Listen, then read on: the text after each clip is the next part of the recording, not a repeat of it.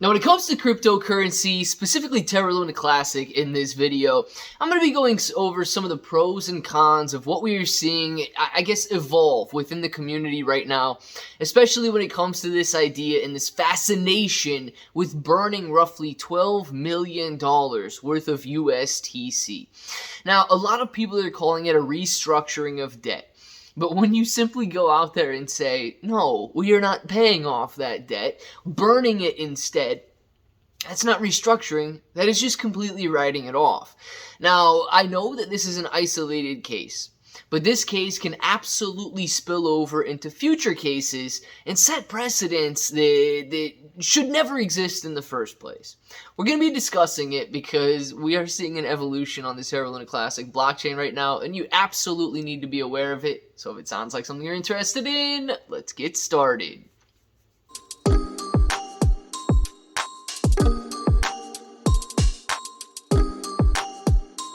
Let's get started. What's up, everybody? I'm Clay. I'm here to make 2023 the best year ever. If you haven't clicked that subscribe button, make sure to subscribe to the channel. Join us, become a bro. We are here every single day, and we are growing our portfolios together. Now, look, if you guys are brand new to investing, you don't know how or where to buy stocks and crypto, got a link in the description below for Webull. It is super simple to set up your account. Any deposit, you guys are getting at least 6 free stocks, up to 12 free stocks, and $1 crypto trade. Could you get you $5 in free crypto, but you guys are getting 5% on your cash balances. If you want cryptocurrency exclusive exchanges where you can buy, sell, trade, short, leverage, all that good stuff, you've got KuCoin and Binance down there. Now, KuCoin and Binance, they offer rewards for the more active traders, so the more you trade, the more you're going to earn. But please be aware, if you're holding on those exchanges, it's going to be considered a loan to those exchanges. So if you want to mitigate that risk and make it your asset, you need to look at a cold storage or DeFi wallet. Now, guys, I'm going to go over a couple proposals in this video today. One of them is not... it's not, I don't know if it's terribly important or not, but it's an initiative to combat the spam proposals by increasing the minimum deposit amount of 5 million Terra Luna Classic. So there's still a lot of spam proposals out there. I mean, this one right here, Luna Classic airdrop, last chance. I mean, you got more of them, Luna Classic airdrop. So people are still putting up spam proposals where people will click on these links and all of a sudden, you know, their wallets are compromised and so on. So I do believe that this is something that is necessary to do. And it is clearly, I mean, at this point in the game, it is going to pass. It's got 90% yes votes. It hasn't met quorum yet, but it does seem as though it's going to succeed. Now, it does need to be increased because the price of Terra Luna Classic is drastically decreased, and a lot of people are proposing and saying, well, why don't you just make it a set dollar amount and then adjust the code to fluctuate with the overall price of Terra Luna Classic anyway. So that may be something you see come down the pipeline in the future, in a future proposal there. But right now, this one is set to pass, and it ends on September 15th. So just keep that, be aware of that. If you guys are looking at bringing up any proposals, it may become more expensive to do so. Now, here's the one I really want to focus on for a couple minutes. We got 2 of them out there. It's the Risk Harbor multi-sig wallet burn 800 million via client update to Terrad client. And then there's another one. I got to see where it is here. There's 2 of them that are out there right now. They're doing the same thing. This one is manual burning of the LFG Anchor and Ozone wallets. So I'm not going to read through both of these proposals in their entirety, but what they set to do. And this is debatably a very gray area, okay? And I have been doing my best to display my concerns out on X or Twitter, or wherever you guys are calling it, to the Terra Luna Classic community.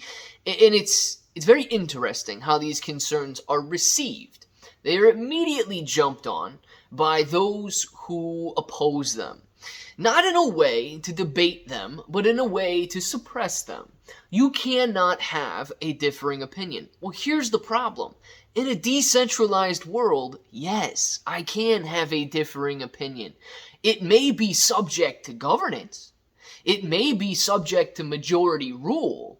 But when all of a sudden opposing views become oppressed, or opposing views become suppressed in a way that you cannot debate them, you cannot, I guess, display those concerns, it is a very dark path forward. Why so? it is not just the previously owned or community-owned assets that are at risk of being confiscated here. It is every single asset on the Terra Luna Classic blockchain. Now, I completely get it that governance is law, but let's just call it what it is. When there are no privately held assets, meaning it's not just the Ozone wallet or Risk Harbor wallet that would be up for governance votes. It could be your wallet. It could be Binance's wallet. It could be my wallet. It could be any privately held wallet in the community. Now, that's not to say that somebody with a conscience would vote yes to confiscate your wallet.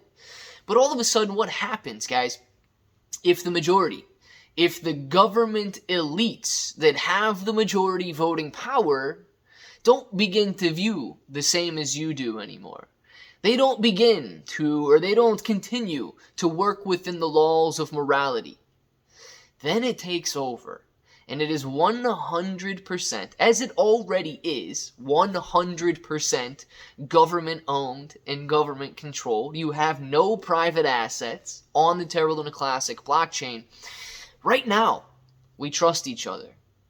But let me ask you something. What happens when the paychecks dry up in a couple months? Because don't forget, as soon as this fourth quarter is over with, and as soon as those paychecks are laid out for the Quant team, for the Terra Rebels, for the Layer 1 development team, there will be no community pool. There will be no funds available for future development. So what happens at that point? If you believe we continue to act in good conscience, and if you believe that we continue to build, but at that point building for equity as opposed to paychecks, all right. But I pose the question. If there's no private ownership, and everything is 100% government controlled, I know you guys know what that's the definition of, okay? I don't need to say it on here concerning YouTube and everything that they might decide to demonetize and so on. I know you guys understand what type of government that is, that owns private assets. And that's a very, very dark path to go down if there are no boundaries set.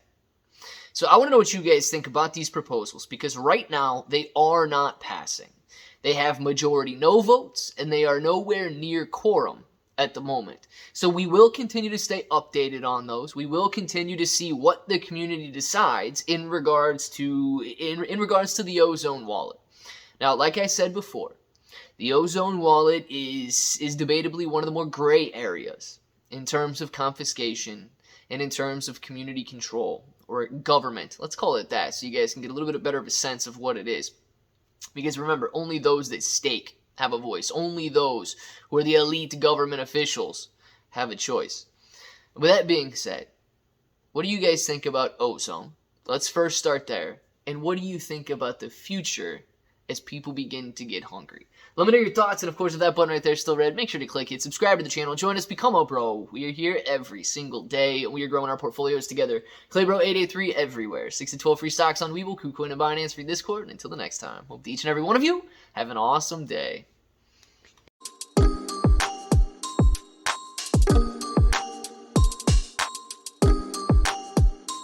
Let's get started.